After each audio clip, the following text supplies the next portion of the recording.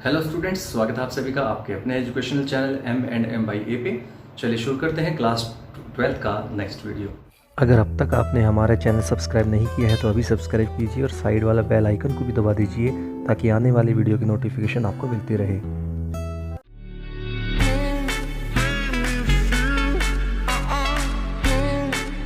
Students, अब तक हम थर्ड चैप्टर तक कंप्लीट कर चुके हैं जिसमें हमने relation and function, inverse trigonometry function और मैट्रिसेस कंप्लीट कर लिया है। अगर आपने वो वीडियो नहीं देखे हैं और देखना चाहते हैं तो लास्ट मेरे डिस्क्रिप्शन बॉक्स में मैंने वो वीडियो के लिंक डाल दूंगा मैं यहाँ पे प्लेलिस्ट में, और वो प्लेलिस्ट से आप जो भी वीडियो देखना चाहें वो पोर्शन देख सकते हैं। जितनी बार देखेंगे उतना ही आपको क्लियर होता जाएगा। ठीक है, तो शुरू करते हैं नेक्स्ट अपना जो चैप्टर है जिसका नाम है डिटर्मिनेंट, चैप्टर नंबर 4। ठीक है, अगर आपने लास्ट वीडियो मेरा देखना है तो वो मैं यहाँ पे आई बटन पे डाल रहा हूँ और जो पूरी प्लेलिस्ट है वो नीचे डिस्क्रिप्शन बॉक्स में मिलेंगे आपको। तो शुरू करते हैं चैप्टर नंबर 4। तो स्टूडेंट्स, नेक्स्ट जो टॉपिक है, नेक्स्ट जो चैप्टर है वो है अपना डिटर्मिनेंट्स। सो डिटर्मिनेंट स्टार्ट करते हैं, इसके बाद दोबारा से फिर मैट्रिक्स आएगा जो क्योंकि इसमें इसका काम था, यूज होना है, तो इसलिए हम पहले इसको कवर करेंगे। सो डिटर्मिनेंट्स क्या होता है स्टूडेंट्स? तो वो होता है, डिटर्मिनेंट्स क्या होता है? It is a number associated with any matrix. क्या होता है कि एक मैट्रिक्स के साथ एक नंबर एसोसिएट कर दिया जाता है, जोड़ दिया जाता है मैट्रिक्स की जगह पे, that is known as determinants. ठीक है, डिटर्मिनेंट्स होता क्या है? न्यूमेरिकल वैल्यू कह सकते हो, numerical value of A matrix. किसी भी मैट्रिक्स की न्यूमेरिकल वैल्यू जो होती है वो डिटर्मिनेंट होती है। ठीक है, फॉर एग्जांपल देखिए, डिटर्मिनेंट होने के लिए किसी भी मैट्रिक्स का डिटर्मिनेंट होता है उसकी न्यूमेरिकल वैल्यू, इतना याद रख लीजिए, इतना काफी है। वो क्या होती है? एक सिंगल नंबर आएगा, एक मैट्रिक्स की जगह पे एक सिंगल नंबर आ जाएगा, वो चाहे कुछ भी हो, चाहे जीरो भी हो सकता है, नेगेटिव पॉजिटिव कुछ भी हो सकता है। ठीक है, तो वो कैसे होता है? सबसे पहले जरूरी चीज वो ये है, वो स्क्वायर मैट्रिक्स होनी चाहिए। हम डिटर्मिनेंट जो है वो सिर्फ और सिर्फ स्क्वायर मैट्रिक्स का ही निकाल सकते हैं। स्क्वायर मैट्रिक्स का मतलब आप समझ गए होंगे, 2x2, 3x3, 4x4 and so on, इस तरह से चलता जाएगा। तो ये आपकी स्क्वायर मैट्रिक्स होनी जरूरी है, स्क्वायर मैट्रिक्स का ही डिटर्मिनेंट हम निकाल सकते हैं। ठीक है, जो आपका सिलेबस है वहां पे 3x3 तक ही चलेगा, 2x2 एंड 3x3 तक ही जाएगा। आगे जो है लेवल हाई हो जाता है, उसके लिए फिर कॉलेज लेवल पे जब आप जाओगे तो वहां पे आपको नेक्स्ट टाइप का पता लगेगा। फिलहाल के लिए हमें सिर्फ 2x2 और 3x3 का डिटर्मिनेंट ही करना है। तो शुरू करते हैं बिना टाइम वेस्ट किए कि डिटर्मिनेंट होता क्या है। सो डिटर्मिनेंट कैसे होता है? If A is a matrix that is 1 2 3 4। मैं 2x2 से शुरू कर रहा हूँ। ठीक है, 2x2 मैट्रिक्स आपकी 1 2 3 4 एक मैट्रिक्स है। तो अगर हम उसका डिटर्मिनेंट निकालते हैं तो determinant is denoted by modulus symbol. ठीक है, मॉडुलस से डिनोट करते हैं डिटर्मिनेंट को। सो डिटर्मिनेंट ऑफ ए क्या होता है? हम इसके जो सिंबल है, जो मैट्रिक्स के नोटेशन है, उसको सिंपल मॉडुलस से ही बदल देंगे। सो ये आ जाएगा 1, ये 2, ये 3 और ये 4, एज इट इज रखना है। ठीक है, एलिमेंट वही के वही रहेंगे, बस साइड की जो मैट्रिक्स का सिंबल है वो हट जाएगा, डिटर्मिनेंट का सिंबल आ जाएगा। अब करना क्या है? 2x2 में करना होता है क्रॉस मल्टीप्लाई। 2x2 का डिटर्मिनेंट निकालना है तो क्रॉस मल्टीप्लाई करना, सिंपल। सो 1 4 जा 4, ऊपर से नीचे चलेगा, ध्यान रखें, यानी कि कोई मन में आया वैसे ही, पहले हमेशा ऊपर से नीचे, फिर माइनस, फिर नीचे से ऊपर, दैट इज 6। प्लस है तो प्लस, माइनस है तो माइनस, लेकिन बीच वाला माइनस अपने आप से लगाते हैं।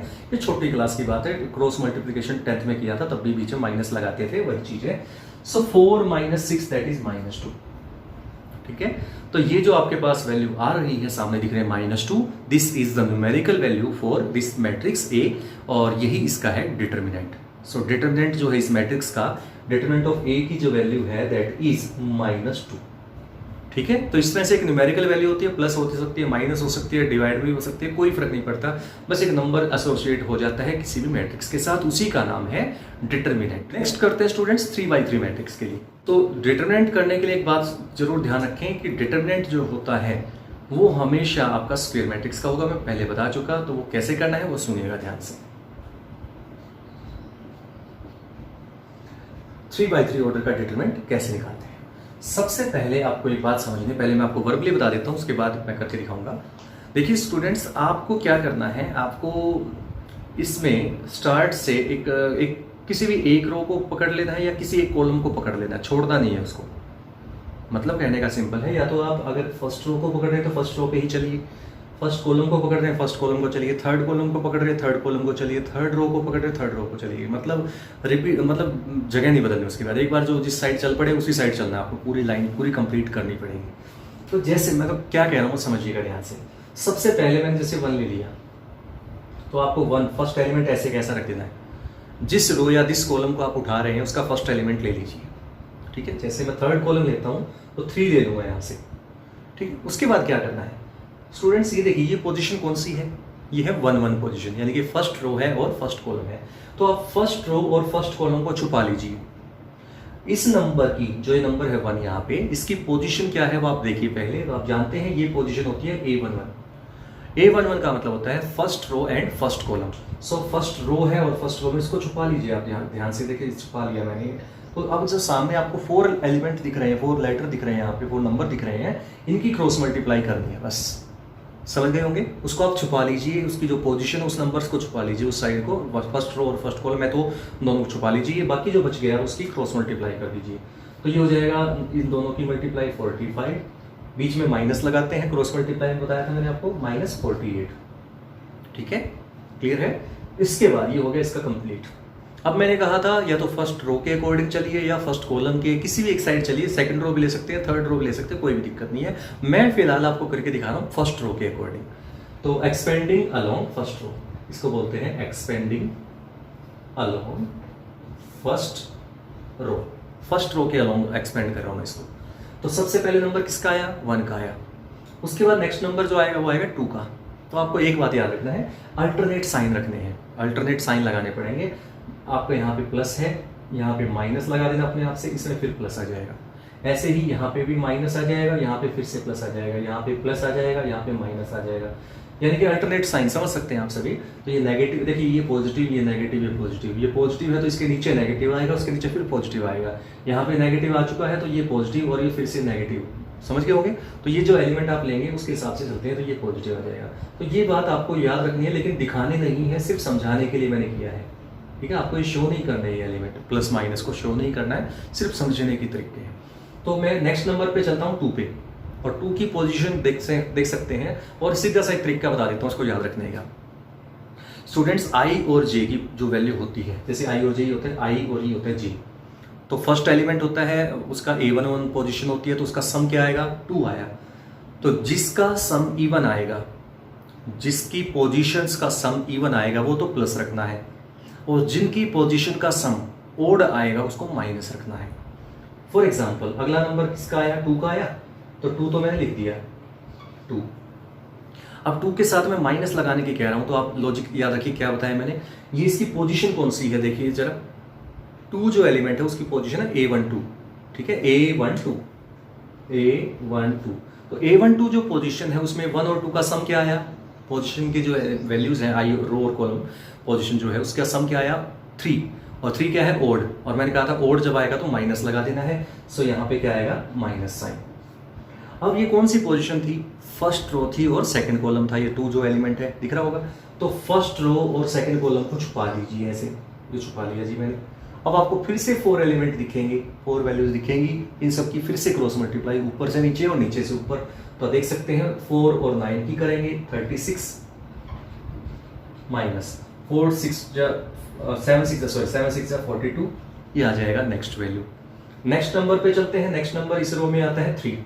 तो ये कैसा आएगा, इसकी पोजीशन है A13, और A13 जो पोजीशन है दैट इज उनका सम क्या आया, 1 और 3 का सम 4, और 4 का मतलब क्या होता है आप जानते हैं, 4 का मतलब क्या आएगा, इवन। 4 आपका इवन है, तो 4 के लिए इवन होता है, तो ये कैसा आएगा, +3 आएगा यहाँ पे। ठीक है, ये 3 तो आएगा बट ये प्लस आएगा।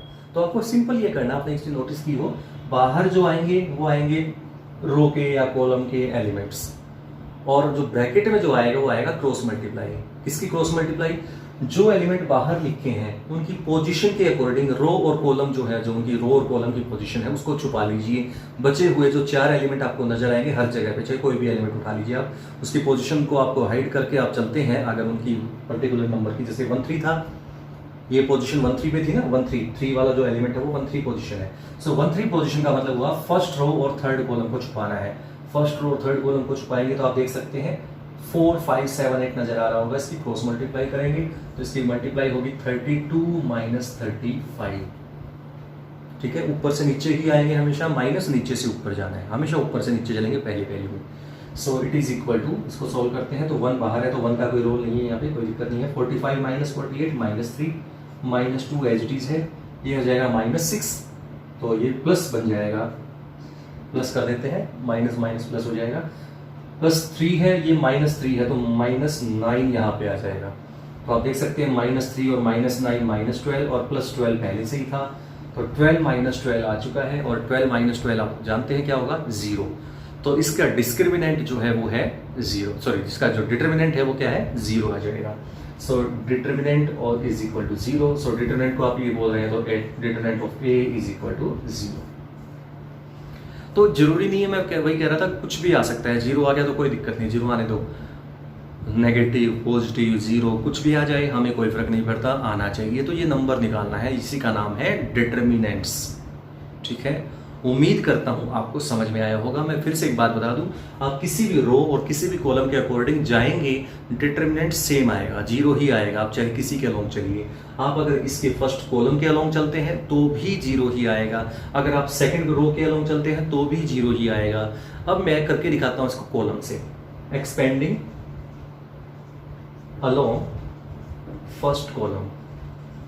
ठीक है, आप किसी भी रो किसी भी कॉलम को पकड़ सकते हैं, कोई दिक्कत नहीं है, आंसर सेम आएगा, आंसर 0 ही आएगा। अगर यहाँ से 0 है तो वो भी 0 ही आएगा।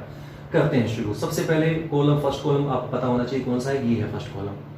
ठीक है, तो सबसे पहले लिखेंगे 1। अब 1 की पोजीशन जैसे मैंने बताया था, पोजीशन है 1 1, 1 की पोजीशन है 1 1। तो फर्स्ट रो और फर्स्ट कॉलम को छुपा लीजिए, तो फिर वही बात आएगी, फर्स्ट रो ये रहा, फर्स्ट कॉलम ये रहा, तो इसी को छुपा लीजिएगा, तो ये और ये बचेंगे। सो क्रॉस मल्टीप्लाई, ऊपर से नीचे माइनस, नीचे से ऊपर कर दिया है। अगला नंबर आ गया, नीचे जाना है कॉलम पे जाना है ना, फर्स्ट कॉलम बाहर खोला है, तो नेक्स्ट नंबर आएगा 4 का। 4 की पोजीशन कौन सी है भाई, 4 की पोजीशन है 2 1। 2 1 पोजीशन का मतलब 2 + 1 क्या हुआ, 3 का मतलब ओड, और ओड में क्या बताया था, नेगेटिव लगेगा, है ना। तो आगे जो भी है साइन, अगर प्लस है तो माइनस बना दीजिएगा, और वो पहले से ही माइनस है तो प्लस बना दीजिएगा, साइन बदलना है, मतलब सिंपल है। कुछ पल्ले पड़ रहा है मैं क्या कह रहा हूँ।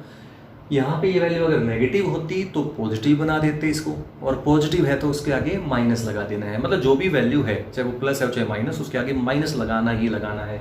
सो 4 यहाँ पे प्लस था तो -4 लगा दिया इसके आगे, जैसे यहाँ पे लगाया था। अब 4 की पोजीशन कौन सी है, A21 है। A21 का मतलब क्या होता है, सेकंड रो और first column. So second row को छुपा लीजिए और फर्स्ट कॉलम को छुपा लीजिए, तो आपको ये और ये और ये और ये नजर आएंगे। सो ऊपर से नीचे आएगा 18 माइनस नीचे से ऊपर आएगा 24। ठीक है, ये आ चुका है। फिर 4 के बाद अगला नंबर आता है 7 का। अब 7 कौन सी पोजीशन पे है, 3 1 पोजीशन पे है, और 3 और 1 का सम क्या आएगा, 4, और 4 कैसा है, इवन है, और इवन में क्या आएगा, प्लस का आएगा। सो यहाँ पे प्लस ही रहेगा, प्लस है तो प्लस, माइनस है तो माइनस, मतलब जो भी साइन है कॉमन सेंस लगा लेना कि आपको चेंज नहीं करना है, जैसा है वैसा ही लिखेंगे, तो +7 ही रहेगा। अब इसकी पोजीशन है 3 1। 3 1 का मतलब थर्ड रो और फर्स्ट कॉलम है। सो थर्ड रो और फर्स्ट कॉलम को छुपा लीजिए, तो आपको ये 4 नजर आएंगे। ऊपर से नीचे आएगा 12 माइनस नीचे से ऊपर आएगा 15। अब इसको सोल्व करते हैं, देखिए जरा क्या आता है, -3, ये हो जाएगा 6, है ना, -6 होगा, और -4 बाहर है तो +24 आ जाएगा। और यहाँ पे देखेंगे तो -3 और 7 और -21 ये हो जाएगा। ठीक है, ये -3 है और ये 7 प्लस है तो -21। सो 24 - 24 दैट इज 0। तो आप देख सकते हैं स्टूडेंट्स, जब मैंने फर्स्ट कॉलम के अलोंग किया तो भी 0 आया है, फर्स्ट रो के अलोंग किया तो भी 0 आएगा। मतलब सिंपल सा है स्टूडेंट्स, आपको क्या करना है, किसी भी एक रो या किसी भी एक कॉलम आप ले सकते हैं, उसके अकॉर्डिंग आप चल सकते हैं। अगर आपको ये कह दिया एक्सपेंड अलोंग सेकंड रो, तो सेकंड रो के अलोंग चलेंगे कैसे, फर्स्ट एलिमेंट 4 लेंगे, उसमें नेगेटिव रखेंगे, ध्यान रखेंगे क्योंकि नेगेटिव है, मैंने आपको लॉजिक बता दिया है। फिर 5 का नंबर आएगा, उसकी जो पोजीशन उसको हाइड करते जाएंगे और बचे हुए की क्रॉस मल्टीप्लाई करते जाएंगे। आगे फिर नंबर आएगा 6 का, और ऐसे ही सेम चलते जाएंगे। आंसर सेम आएगा, 0 ही आएगा, चाहे आप किसी की साइड जाओ। लेकिन ध्यान रहे, एक रो चल पड़े तो उसी रो चलना है, एक कॉलम चल पड़े तो उसी कॉलम चलना है, जगह बदलनी नहीं है। तो स्टूडेंट्स एक एग्जाम्पल कर लेते हैं, इससे रिलेटेड एक शुरू करते हैं। 2x2 मैट्रिक्स का एक एग्जाम्पल है और डिटरमिनेंट का। Find x if this determinant is equal to this. ये आपको गिवन है कि ये डिटरमिनेंट है और इस डिटरमिनेंट की वैल्यू सेम है। और मैंने आपको भी बताया था डिटरमिनेंट का मतलब क्या होता है, एक न्यूमेरिकल वैल्यू होती है, इसके साथ नंबर अटैच जो एसोसिएट होती है। और यहाँ पे 2/2 है तो आपको पता है 2/2 में डायरेक्ट क्रॉस मल्टीप्लाई ही करना है। सो कर देते हैं शुरू। सबसे पहले इसकी क्रॉस मल्टीप्लाई ऊपर से नीचे हमेशा याद रखेंगे, तो 10 - 12 इज इक्वल टू, इसको मल्टीप्लाई करेंगे 5x - 6x। बीच में मैंने बताया था माइनस साइन अपने आप से लगाना होता है, और बाकी क्रॉस मल्टीप्लाई ऊपर से नीचे माइनस नीचे से ऊपर। सो -2 इज इक्वल टू -x। देख सकते हैं माइनस से माइनस कैंसिल, तो x इज इक्वल टू 2। बिल्कुल इजी सा क्वेश्चन था, सिंपल सा क्वेश्चन था, आपको ऐसे ही करना है। अगर ये 3x3 मैट्रिक्स होती इस साइड, ये भी 3x3 और ये भी 3x3 होता तो कोई दिक्कत की बात नहीं है। अगर आपको डिटरमिनेंट आता है जो मैंने पिछले क्वेश्चन में समझाया है, तो वैसे ही आप डिटरमिनेंट निकालिए, कोई भी नंबर आ जाए कोई फर्क नहीं पड़ता, वैसे ही आप निकाल के इक्वल रख दीजिएगा, x की वैल्यू जो भी आएगी वो आपके सामने आ जाए। तो स्टूडेंट्स नेक्स्ट क्वेश्चन में चलते हैं। इंपॉर्टेंट क्वेश्चन है, ध्यान रखिएगा, एनसीईआरटी का ही है लेकिन इंपॉर्टेंट है, ध्यान रखिएगा। If del is equal to this determinant, determinant भी बोल सकते हैं आप इसको, ये डिटरमिनेंट का सिंबल है, ठीक है। प्रूव दैट जो डिटरमिनेंट जो आएगा that will be between 2 and 4, मतलब इसका जो डिटरमिनेंट आएगा वो 2 और 4 के बीच में आएगा। 2 भी हो सकता है, 4 भी हो सकता है, उसके बीच की वैल्यू भी हो सकती है। तो शुरू करते हैं, इसको करना कैसे है। सबसे पहले इसका डिटरमिनेंट की वैल्यू निकालते हैं, वो आपको पता है, मैंने अभी समझाया था वो कैसे करते हैं। मैं इसको फर्स्ट रो पे चलते हैं, ठीक है। वैसे तो किसी के भी अलाउंग चल सकते हैं, लेकिन ध्यान रहे आपको फायदा उसी में रहेगा, कन्वीनियंट रहेगा अगर आप फर्स्ट रो पे चलते हैं तो, ठीक है। फर्स्ट रो पे इजी रहेगा आपके लिए भी कैलकुलेशन। तो शुरू करते हैं सबसे पहले 1, और 1 की पोजीशन के लिए आपको पता है फर्स्ट रो और फर्स्ट रो में कुछ पाएंगे और इसको मल्टीप्लाई करेंगे 1, माइनस अपने आप से लगाना होता है, तो माइनस माइनस ही हो जाएगा प्लस साइन स्क्वायर थीटा। ध्यान रखिएगा माइनस अपने आप से लगाना है, माइनस पहले से ही था तो प्लस बन गया बीच में। फिर आगे नंबर आता है साइन थीटा का, मैंने बताया था बीच का जो नंबर होता है 1 2 पोजीशन पे वो नेगेटिव जरूर लगाना उसके आगे, तो उसके आगे माइनस लगा दिया है। साइन चेंज करना है, मतलब माइनस होता तो प्लस हो जाता, प्लस होता है तो माइनस हो जाएगा, ठीक है। फिर उसके बाद आता है इसको छुपा लेते हैं 1 2 पोजीशन को, 1 2 पोजीशन को छुपाएंगे तो इसको इससे करते हैं, तो ये आएगा माइनस साइन थीटा, है ना। और ये इसकी मल्टीप्लाई करेंगे, जो माइनस पहले से ही लगाना होता है अपने आप से, माइनस ये पहले से ही है, सो प्लस हो जाएगा साइन थीटा, माइनस माइनस, ठीक है। एक माइनस हम लगाते हैं और एक माइनस पहले से ही है, देखो मल्टीप्लाई में आएगा वो प्लस बना देगा। फिर आएगा नेक्स्ट नंबर 1 का, 1 की पोजीशन आप जानते हैं 1 3 पोजीशन है, तो वो इवन नंबर है, 1 और 3 का सम इवन आया है, इवन में प्लस ही रहेगा, इसका साइन चेंज नहीं करना है, मतलब जो भी है साइन वही रहेगा, प्लस है तो प्लस, माइनस है तो माइनस। मैं बार बार कह रहा हूँ, ध्यान से सुन लेना। तो 1 यहाँ पे है तो इसकी पोजीशन, इसको इससे मल्टीप्लाई करते हैं, माइनस माइनस प्लस हो जाएगा साइन स्क्वायर थीटा, माइनस अपने आप से लगाते हैं, माइनस माइनस फिर से प्लस 1 हो जाएगा। तो ये आ गया आपका डिटरमिनेंट। इसको सिंप्लीफाई कर लेते हैं और आगे, तो ये बन जाएगा 1 प्लस साइन स्क्वायर थीटा, और ये देख सकते हैं 0 हो जाएगा सारा, तो ये सारा ही 0 हो गया, तो आगे ये बच गया plus sine square theta plus 1, यानी कि 2 + 2 sine square theta, 2 + 2 sine square theta, ये आ चुका है। अब हम क्या करेंगे, अब आपको पता है एक छोटी सी बात, आपको सबको पता है कि साइन थीटा जो होता है that is always lies between -1 and +1। Sine theta की वैल्यू -1 और 1 के बीच में लाई करती है, इक्वल भी हो सकता है दोनों के। तो हमें ये बनाना है, हमें डेल की वैल्यू निकालनी है, डेल की वैल्यू जो भी आएगी वही हमें प्रूव करनी है, तो डेल बनाने का हमारा मेन टारगेट है। सबसे पहले साइन थीटा से शुरू कीजिए। साइन थीटा हमें जानते हैं as we know sine theta lies between -1 and 1। So सबसे पहले क्या करो, स्क्वायर कीजिए उसका, तो स्क्वेयरिंग बोथ साइड कर दीजिए, या तीनों साइड करना है वैसे तो ये हो जाएगा 1, और यहाँ पे आपको पता है जब स्क्वायर करेंगे तो ये +1 हो जाएगा वैसे तो, लेकिन स्क्वायर क्वांटिटी आप सभी जानते हैं, स्क्वायर क्वांटिटी में सबसे छोटी वैल्यू होती है 0, ठीक है ना। सबसे छोटी वैल्यू क्या हो जाएगी, 0। ध्यान रखिएगा, आपको अगर -1 था तो स्क्वायर किया तो +1 होना चाहिए, बट ये आप सोचिए जरा लॉजिक क्या बना, -1 का स्क्वायर 1 हो जाएगा, 1 से ग्रेटर 1 से लेस, ठीक है ना, कोई लॉजिक नहीं बना है। तो इसलिए आप ध्यान रखेंगे, आपको सबसे छोटी वैल्यू क्या है वो देखनी है और सबसे बड़ी वैल्यू क्या हो सकती है वो देखनी है।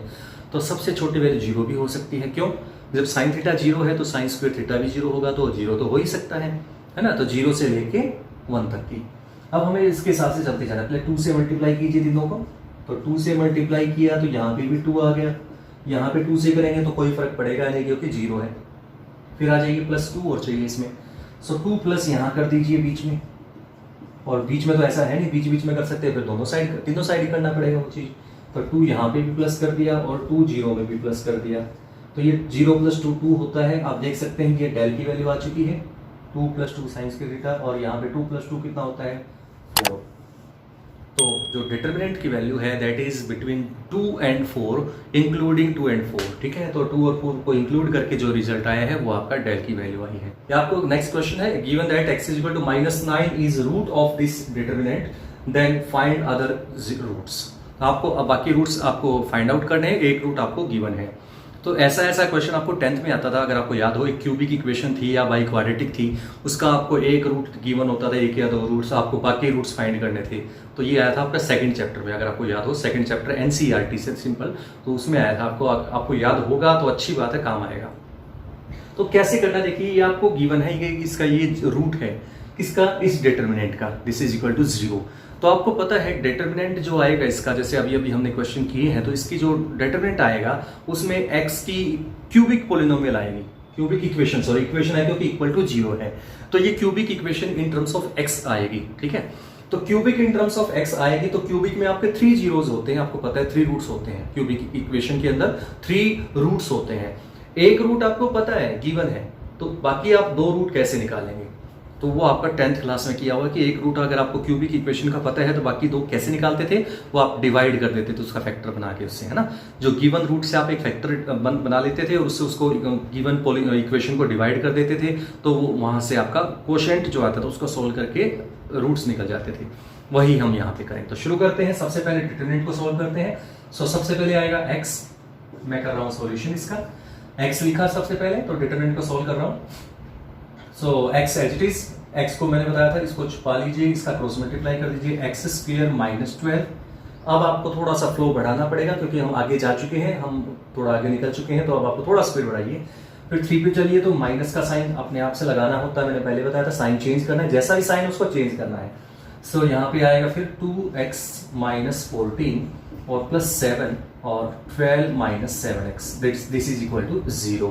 सॉल्व करते हैं, इसको सिंप्लीफाई करते हैं, क्या आता है देखिए जरा, x cube minus 12x minus 6x plus 42 plus ये हो जाएगा आपका कितना, 84 minus 49x is equal to 0। तो इसको आप सोल्व करते हैं तो आता है x cube minus 67x plus 126 is equal to 0। यहां तक आने के बाद अब आपको ये इक्वेशन, आपकी क्यूबिक इक्वेशन बन चुकी है, आपको पता है एक रूट इसका गिवन है। अब ये आपको गिवन है कि x is equal to -9 is root of equation number 1। So x plus 9 इसका क्या हो जाएगा, फैक्टर हो जाएगा, is factor of 1, equation number 1, ठीक है। ये अगर इसका रूट है तो इसका फैक्टर हो जाएगा x प्लस 9, और अगर एक फैक्टर हमें पता है तो इससे आप इसको डिवाइड जब कर देंगे तो ये क्वाड्रेटिक आपकी वैल्यू दे देगा, x cube minus 67x plus 126 था और x प्लस 9 यहाँ था, तो x स्क्वायर से करेंगे तो x क्यूब और प्लस में हो जाएगा 9x स्क्वायर। मैं इसको अलग से लिख रहा हूँ, आपको ये 12th क्लास का बच्चा समझ सकते हैं, यहाँ पे x स्क्वायर की कोई टर्म थी नहीं तो मैंने राइट साइड बिल्कुल लास्ट में लिख दिया, माइनस ये माइनस कैंसिल। अब अकॉर्डिंग टू रूल हम चलते हैं तो पहले सबसे बड़ी पावर लिखते हैं, उसके बाद नेक्स्ट 67x आएगा प्लस 126 फिर लिख लेंगे।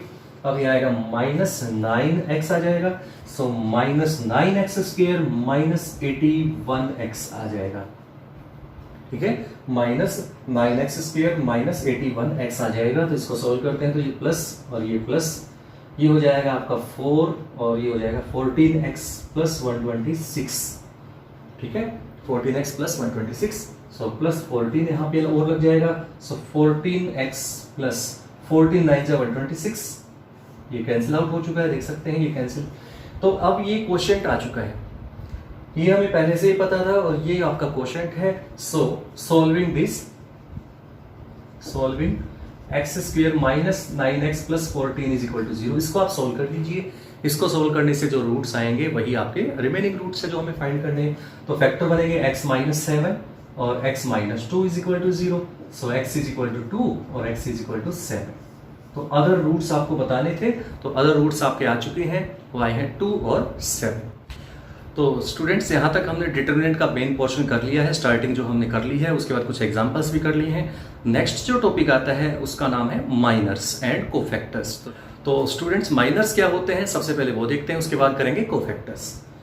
सो माइनर्स क्या होते हैं स्टूडेंट्स, माइनर्स को हम डिनोट करते हैं MIJ से, MIJ, minor for M for minor होता है सिंपली MIJ। IJ का मतलब वही है पोजीशन जितनी है, जैसे आपके पास 2x2 मैट्रिक्स है तो उसके जो एलिमेंट होंगे तो जो एलिमेंट है उसके अकॉर्डिंग उसका माइनर होता है, ठीक है। फॉर एग्जाम्पल मैं आपको शुरू करके दिखाता हूँ, एक A मैट्रिक्स है, मान लीजिए 1 2 3 4, ये कोई एक मैट्रिक्स थी A, ठीक है। तो इसका फर्स्ट जो एलिमेंट है वो है A11, 1 था ना, A11 फर्स्ट एलिमेंट 1 था। तो इसका जो माइनर अगर आपको निकालना है तो आपको क्या करना है, सिंपली जो इसकी पोजीशन है, जैसे 1 1 है ना, तो इसका माइनर मुझे चाहिए, तो इसका माइनर को हम बोलेंगे M11। A11 का माइनर क्या होगा, M11, मतलब जितने एलिमेंट है उतने ही उसके माइनर होंगे, हर एलिमेंट का अपना माइनर होगा और हर एलिमेंट का अपना कोफैक्टर्स होगा, जो आगे हम करेंगे। तो माइनर कैसे निकालते हैं, सिंपली जो यहाँ पे उसकी रो और कॉलम की पोजीशन है उसको छुपा लीजिए, जो उसकी रो और कॉलम की पोजीशन यहाँ पे नजर आ रही है आपको, उसको छुपा लीजिए, बचा हुआ आंसर आपका माइनर है। जैसे फर्स्ट रो और फर्स्ट कॉलम इसकी पोजीशन थी फर्स्ट एलिमेंट की, सो फर्स्ट रो को छुपा लीजिए और फर्स्ट कॉलम को छुपा लीजिए, मतलब सिंपली फर्स्ट रो और फर्स्ट कॉलम को छुपाएंगे आप तो ऐसा कुछ आपको नजर आएगा, आपको एक ही एलिमेंट नजर आ रहा होगा 4, सो इट इज 4, बस इतना ही है, इजी है बिल्कुल। अब जैसे A12 पोजीशन पे है आपका 2, ये 2 है आपका एलिमेंट, ठीक है ना, फर्स्ट रो और सेकंड कॉलम, तो आपको सिंपली वही करना है, फर्स्ट रो और सेकंड कॉलम को छुपा लीजिए, इसको और इसको आप समझ लीजिए है ही नहीं है, तो आपको 3 नजर आएगा, सिर्फ 3 नजर आएगा। सो इसका जो माइनर आया M12 का वो आया है 3, ठीक है। ऐसे ही A21, जो A21 पोजीशन पे आपका नंबर है 3, A21 पोजीशन पे आपका नंबर 3 है। सो 21 का मतलब सेकंड रो और फर्स्ट कॉलम, सेकंड रो आप देख सकते हैं ये है और फर्स्ट कॉलम आपका ये था, तो आप देख सकते हैं, तो आपके सामने सिर्फ एक एलिमेंट दिख रहा होगा 2, सो M21 इज इक्वल टू 2, ये होता है माइनस। सिमिलरली A22 आपका 4 है, तो इस पे आप फिर वही सेम ऑपरेशन अप्लाई करते हैं, सेकंड रो सेकंड कॉलम को छुपा लीजिए, तो आपके सामने नजर आएगा ओनली 1। तो ये जो एलिमेंट आपके सामने दिख रहे हैं, these are known as minors, इसको माइनर्स कहते हैं, ठीक है। तो माइनर्स की नोटेशन होती है MIJ, वो IJ मतलब आप समझ गए होंगे, stands for I for row and J for column. ये तो थी बात 2x2 की। अब 3x3 में क्या करेंगे, उसमें भी वही रूल है, क्या हम उसको उस रो और उस कॉलम को छुपा लेंगे जो उसकी पोजीशन है, उसके बाद जो बचेगा इसमें तो सिर्फ एक सिंगल एलिमेंट बच गया था, तो हमने वही लिख दिया।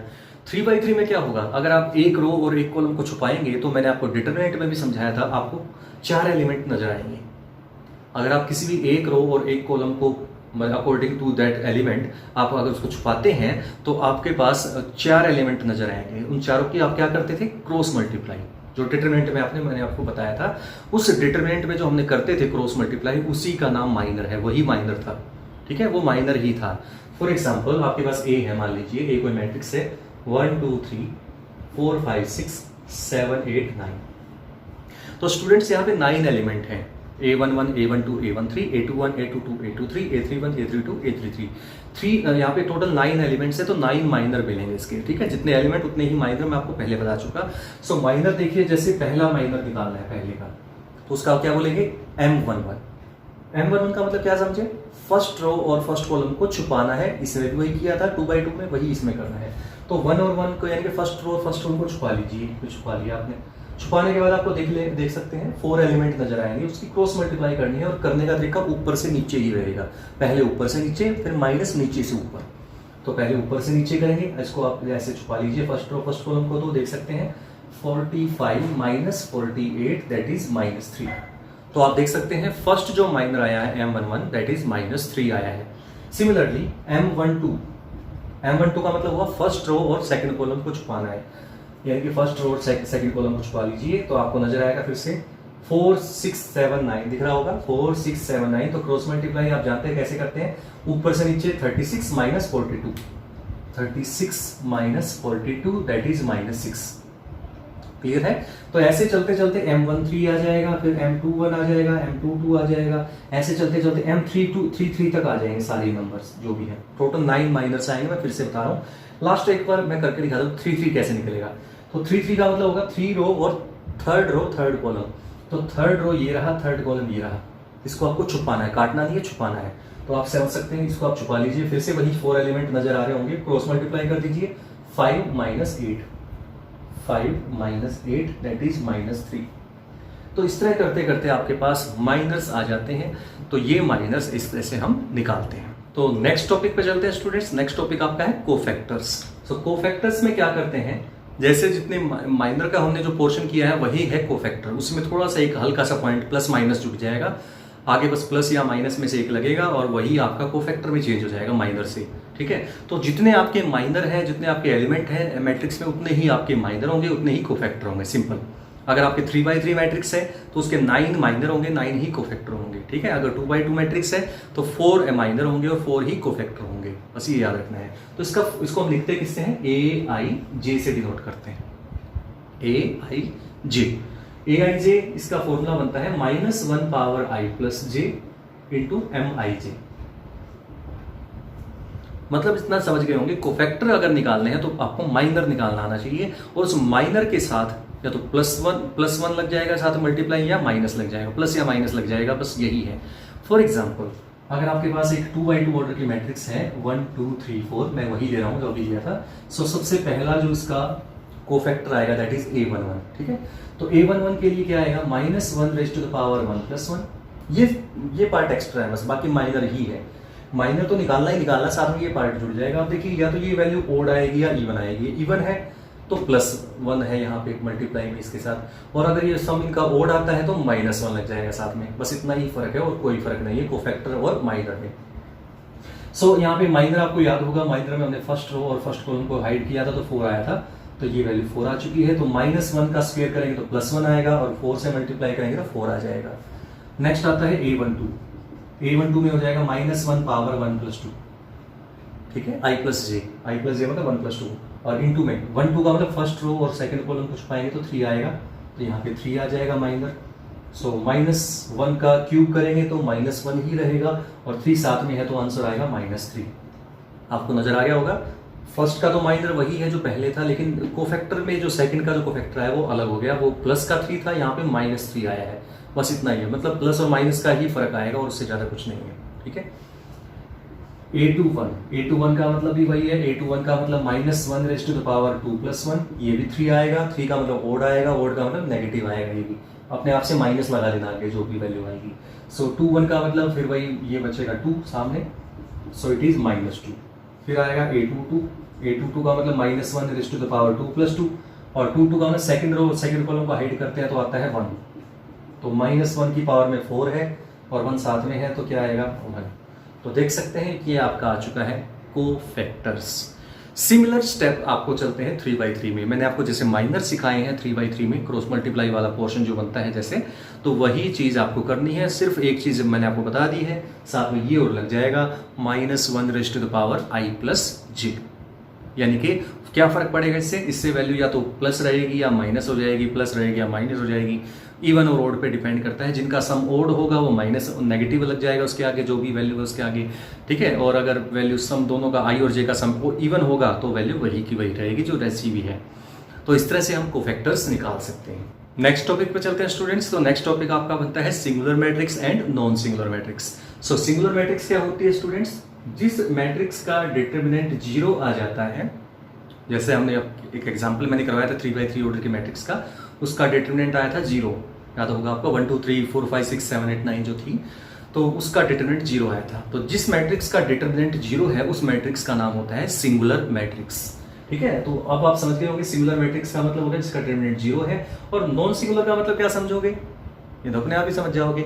जिसका डिटर्मिनेंट 0 है वो है सिंगुलर मैट्रिक्स, और जिसका डिटर्मिनेंट 0 नहीं है, नॉन जीरो है, कुछ भी हो, चाहे नेगेटिव हो चाहे पॉजिटिव हो, लेकिन 0 ना हो, ठीक है। Any matrix whose determinant is not equal to 0, 0 नहीं है मतलब 0 के अलावा कुछ भी हो जाए कोई दिक्कत नहीं है, then it is known as non singular matrix. तो लास्ट टॉपिक पे चलते हैं स्टूडेंट्स। लास्ट टॉपिक आज का है, हम कल एग्जांपल करेंगे, इसके कुछ क्वेश्चंस करेंगे, आज हम फिलहाल से बेस समझ रहे हैं इसका।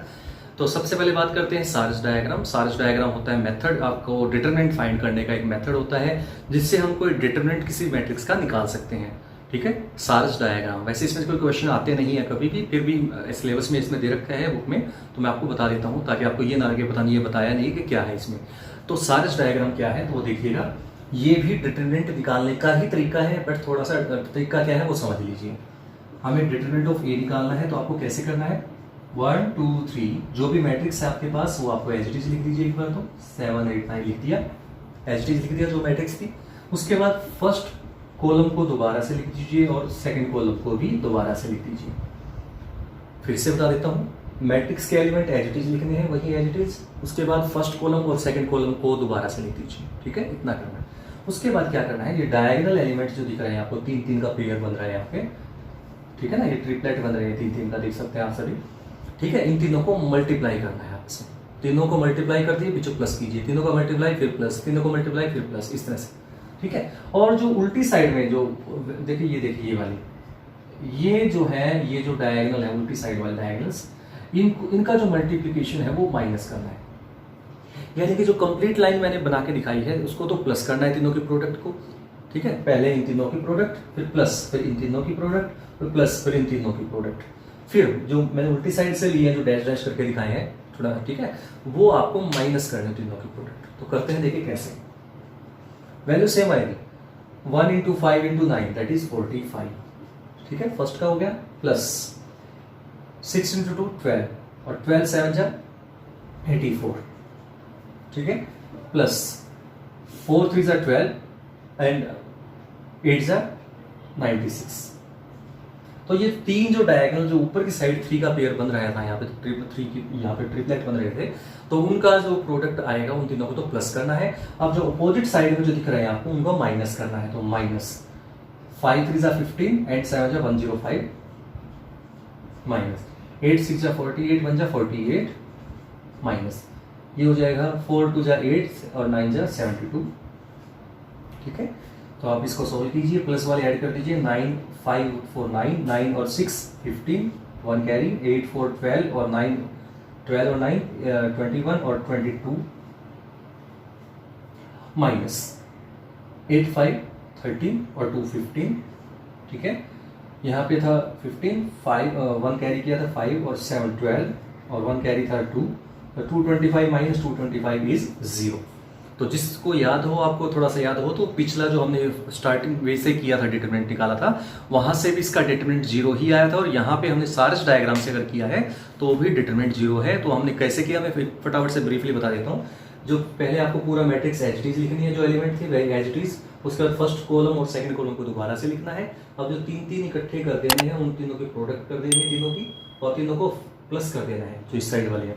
और जो अपोजिट साइड में जो थे, है ना, उल्टी साइड में जो थे, उनका जो प्रोडक्ट आएगा उसको माइनस कर देना है।